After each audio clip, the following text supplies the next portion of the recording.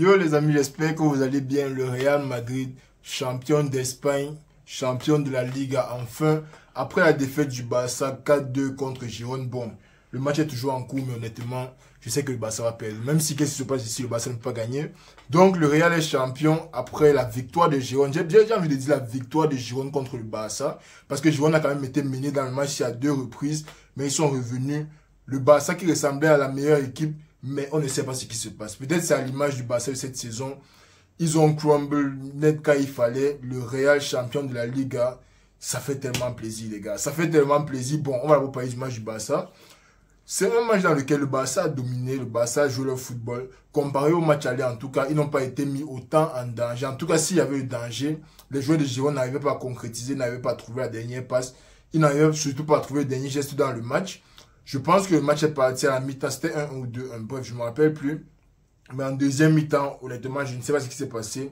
Les joueurs de Girone qui ont commencé à se projeter, commencé à mettre action sur action. Honnêtement, le Barça n'a eu aucune réponse. Bon, il y a certains buts, of course, sur lesquels Araujo aurait pu mieux faire, Ter Stegen aurait peut-être pu mieux faire. Mais en général, le Barça qui avait la domination, Girone qui a pris son temps. Ils ont trouvé les espaces et une fois qu'ils ont vu les espaces là, ils ont décidé de piquer. Donc, masterclass de Girone encore une fois, 8 buts contre le Barça, 2 victoires contre le Barça. Je ne me rappelle pas quelle était la dernière équipe à avoir fait ça, à part peut-être le Real, mais honnêtement, je n'ai pas d'idée de la dernière équipe à avoir gagné le Barça 2 fois à domicile et à l'extérieur, et surtout en marquant 4 buts dans les 2 matchs. Ça, c'est incroyable. Bravo à Girone, il mérite de jouer à la Ligue des Champions. Et en plus, le résultat, c'est un très très gros facteur. C'est que le Barça ne va pas jouer bon. Si Girone reste en deuxième, parce que si Girone gagne le match, c'est bon. Vu que Girone a gagné le match-ci, ils seront deuxième dans la Liga. Et si Girone garde la deuxième place là, le Barça ne va pas jouer la Super Coupe d'Espagne l'année prochaine. Et moi, je pense que la Super Coupe d'Espagne, c'est l'un des trophées les plus faciles à gagner. Bon, certes, c'est pas facile quand tu vois que il y aura le Real en finale, il y aura le Real dans le tournoi, il y aura les équipes qui ont joué la finale de la Copa. Bon, les équipes qui ont joué la finale de la Copa, c'est négligeable, mais il y aura le Real dans la compétition. C'est plus abordable en tout cas. Donc, c'est plus abordable que le championnat ou la Ligue des Champions pour la saison prochaine. Et moi, je pense que c'est un très très gros tournoi à laisser passer comme ça parce que le Barça, imaginons un peu qu'il se retrouve en demi-finale contre une autre équipe que le Real. Il gagne la demi-finale là, il se retrouve en finale contre le Real, tout peut se passer. Like, sur un match, tout peut se passer. Malheureusement, le Barça, s'il reste dans cette position-ci, ils ne vont pas jouer la Super Coupe d'Espagne, ce qui sera un trophée en moins probablement. C'est mauvais pour le Barça, mais bon, nous les fans du Real, on ne peut que réjouir. La Liga est en push, 36e Liga. En parlant même du Real, le match du Real qui s'est passé tout à l'heure, un match magnifique. Un match dans lequel on a eu beaucoup plus de cohérence avec les remplaçants que dans les derniers matchs. Je sentais vraiment dans les derniers matchs que c'était vraiment la première chance de vraiment se montrer pour la plupart de ces joueurs. Les autres fois c'était en Copa del Rey, les autres fois c'était dans les matchs là où on avait déjà gagné, on les mettait à 75e, 80e. Mais là tu sentais vraiment qu'il y avait beaucoup plus de cohérence dans le jeu. Tu avais un Dani Ceballos qui a pris à peu près le poste de Kroos et qui a fait un magnifique job d'après moi. Tu as un Luka Modric qui était un peu en 6-10, il variait un peu. Tu avais un Arda Güler très électrique sur le côté droit. Ça m'a fait vraiment plaisir de le voir jouer encore.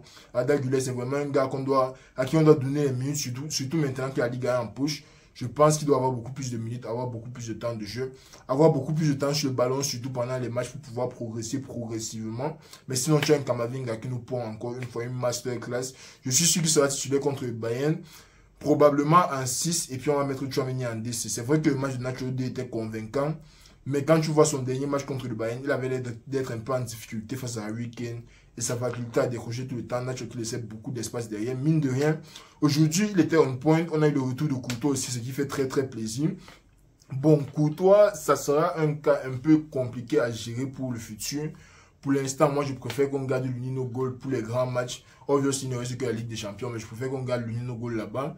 C'est lui qui a assuré les arrières toute la saison. Et moi, j'ai envie que c'est lui qui assure encore les arrières en demi-finale et pour une éventuelle finale. Parce qu'en fin de compte, moi, je pense que you need to give him his worth. Like, il a travaillé toute la saison pour arriver ici. Il mérite de jouer une finale de Champions League. Donc, moi c'est comme ça que je le vois. Après, dites-moi en commentaire comment vous voyez. Moi, je n'en sais rien. Mais je pense que l'Union doit vraiment avoir son temps de jeu. En Ligue des Champions surtout. En Ligue, on peut faire jouer Courtois pour le ramener en compétition. Mais sinon, on a eu un autre match de Militao. Militao qui, on sent vraiment qu'il n'est pas encore prêt pour les grandes rencontres. On sent qu'il n'a rien joué toute la saison. On sent qu'il n'a pas été dans le stade depuis longtemps. Il a besoin de temps pour se remettre sur pied et reprendre les automatismes. Donc, on ne va pas être trop dur sur lui. Mais sinon, le reste du match solide. Brahim qui nous marque mais un golazo au plus haut des niveaux. Brahim, vraiment, il fait très plaisir cette saison. Je pense que c'était son 6e but en Ligue, si je ne me trompe pas.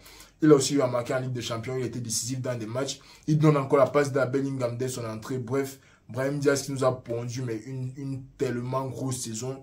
Il est arrivé au bon moment dans un Real qui était diminué, manque de Benzema. On ne sait pas exactement qui va jouer devant un Bellingham qui est en dépanneur, en faux neuf, un chat. Il est arrivé et il a sorti une belle saison. J'ai hâte de voir ce qu'il y aura dans les matchs à suivre et dans la saison prochaine pour Brahim. Mais pour l'instant, très très fier de la saison de Brahim en espérant qu'il nous aide bien sûr à gagner plus de trophées. Il y a eu qui Rossellou, il a eu son but. Rossellou, c'est toujours un cas un peu délicat parce qu'en début de saison, on avait l'impression que c'était le joueur là, le super sub en quelque sorte. Je ne sais pas comment il va expliquer ça, mais le gars là, qu'on a besoin de but, on peut le mettre là-bas devant. Il peut se battre pour donner son maximum pour l'équipe et pour chercher son but. Bon, aujourd'hui, on a vu que, bon, dans les derniers matchs, même là où il était titulaire, on a vu qu'il donne toujours son maximum. Et papa, on te donne la titularisation, donne-nous un but. Donne-nous un but. Rossellou rate quoi aujourd'hui? Il rate une fois, deux fois, trois fois, quatre. Mais mon frère, donne-nous un but. Mais je suis quand même fier qu'il a eu son but. Nacho qui est arrivé dans la surface sur une magnifique passe de Vinicius. Il est arrivé dans la surface et il a donné le but à Rossellou. Donc, bilan de la saison pour l'instant, très très belle saison. On doit tout de même se concentrer sur les 4 derniers matchs de Liga pour ne pas prendre de défaites. Encore mieux si on ne prend pas de but, c'est bon pour la confiance, c'est bon pour Courtois, surtout s'il y a des frappes du côté opposant. En Ligue des Champions, on a un très gros match qui arrive contre le Bayern. C'était la meilleure des façons de le préparer. En plus, maintenant, les gens savent, enfin, les joueurs savent qu'on n'a plus trop l'esprit sur la Liga. On joue les matchs de Ligue un peu comme préparation pour la Ligue des Champions. Donc, tout le monde focus sur le match du Bayern. Je vais sortir en avant-match, je pense, le lundi ou un truc du genre. Je vais sortir en avant-match pour le match du Bayern, enfin, du Real et le match de Paris à domicile. Donc, abonnez-vous ça si ça vous intéresse. Le Real champion de Liga, c'est un peu les news de cette semaine. Il n'y a rien d'autre à dire. Le Barça saison blanche et dessous, si vous ne saviez pas encore. C'est confirmé aujourd'hui et il risque de ne pas jouer la Super Copa. On saura ça dans 4 matchs. Prenez soin de vous, les amis. Comme je dis, n'hésitez pas à liker, vous abonner. Et me dire ce que vous avez pensé du Real en général en commentaire. Enfin, les 2 matchs Real-Barça. Et puis, bon, on est ensemble. On se prend lundi pour la prochaine vidéo.